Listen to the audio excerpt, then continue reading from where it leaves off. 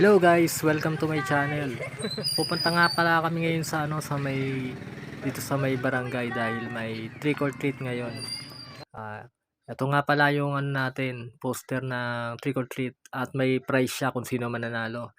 Dito po yan sa barangay Pateros, Tabacalera.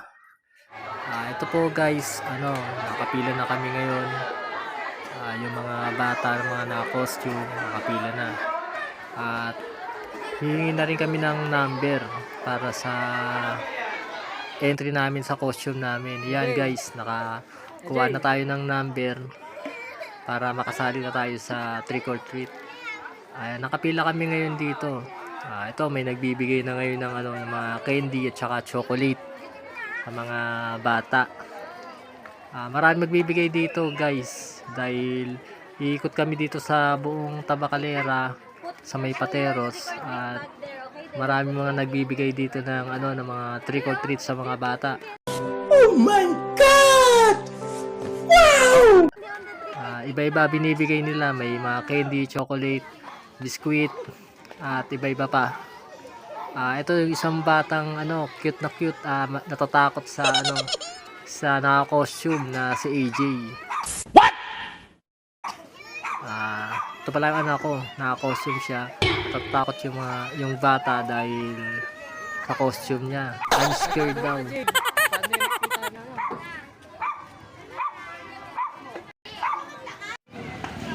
Andito na kami guys ngayon sa bago mag-Jump 6 Street. May nabibigay din dito ng candies and chocolate.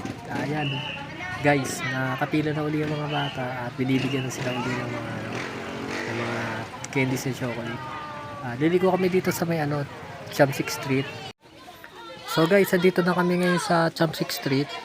Pumasok na kami dito sa looban.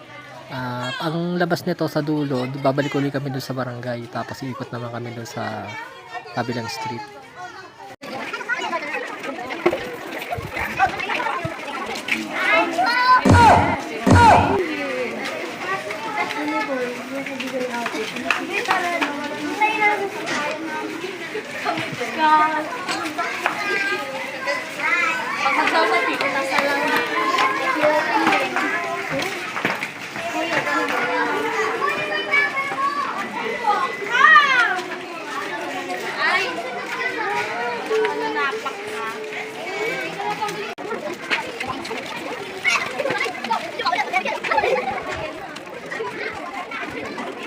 May nagbibigay din dito guys ng mga pan trick or treat sa mga bata. Marami rin nagbibigay dito sa Jump 6 Street.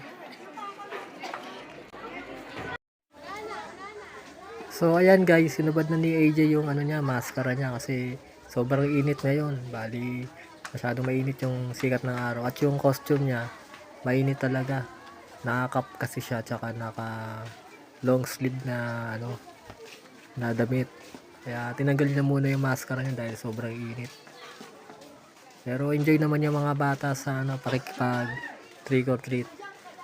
Marami rin sumali na mga bata dito. Marami na costume. Maganda yung costume nila.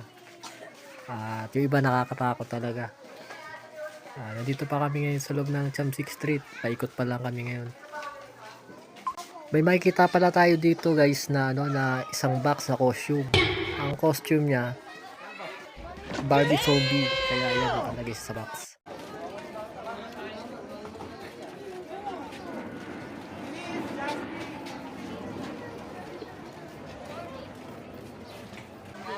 So ayan guys, andito na pala kami ngayon sa FC Cruz Street sa may barangay Tabacalera pa rin dito sa Pateros.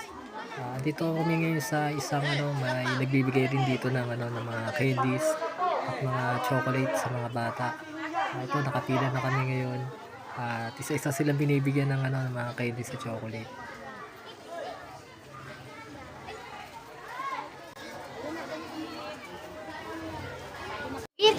Yan, suot mo. Bili. Suot mo, bili. Ito na lang? Ay, tanggalin mo ulit. Tanggalin mo ulit, face reveal. Ay, hindi, suot mo ulit. Suot mo ulit. Suot mo ulit. Suot mo ulit.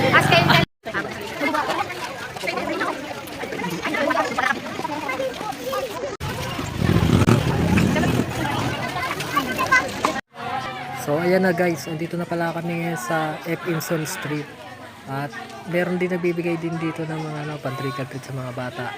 Bibigyan nila ng mga mekos-mekos na chocolate at candies. Isa-isa silang binibigyan. Ayan si AJ, nakataas yung maskara niya kasi sobrang init ng panahon ngayon. Pawis na siya ngayon. Kita nyo naman. Pero masaya pa rin siya. So guys, andito pa rin kami ngayon sa S. Castillo Street sa Barangay Tabacalera. At ayan guys, nakapila na yung mga bata at binibigyan na uli sila ng mga candy at chocolate at biskuit at iba-ibang pa-trick or treat. Ayan, masaya naman yung mga bata, binibigyan sila isa-isa.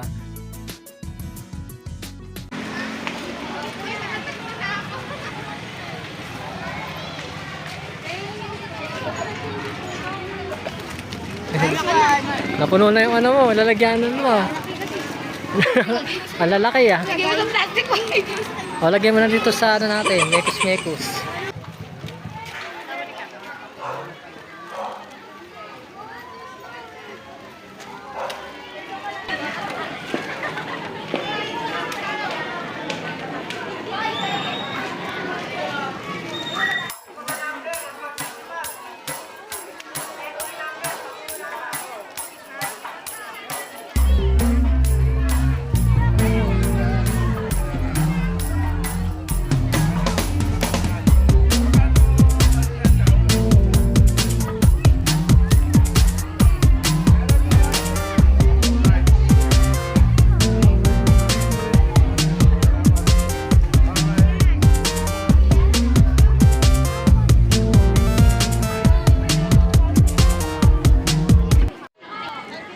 So guys, dito na ang last na natin na trick or treat sa bahay na ito.